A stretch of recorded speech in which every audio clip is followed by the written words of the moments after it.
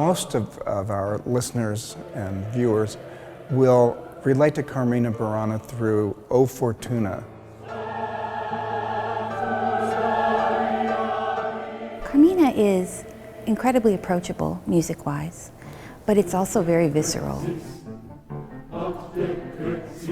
Those pounding rhythms are, it's one of a kind. Carmina is very exciting for all of us. We are using the Kauffman Center like it's never been used before. I will have the Symphony Chorus stacked to the ceiling on both sides of the stage, as well as the Ragazzi, the children's chorus from Liberty High School, as well as 24 singers on stage and the full symphony in the pit. So the sound should be extraordinary. Carmina Burana comes from the, depending what your sources are, 11th, 12th, 13th century texts and poems from students of the clergy. And they were satirical, irreverent, so it's a rather bawdy piece.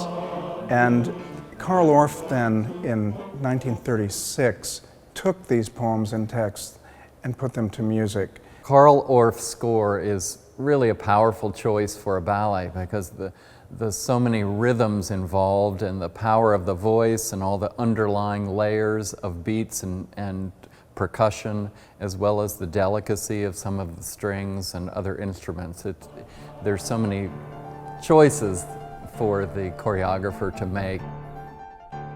Choreographers are very musical, and especially in the case of Tony Pimble. The tempo, for example, of one of the sections here is as fast as I've ever heard it, but it is Orff's original tempo marking.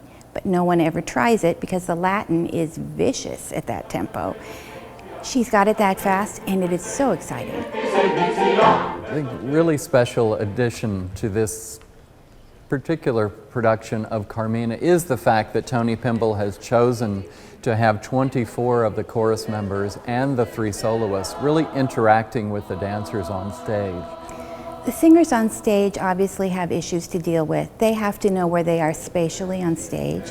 They have directions they have to turn. They will have dancers running in and around them, as well as trying to sing. The singers are really physically challenged, and they're trying to really just be like the dancers.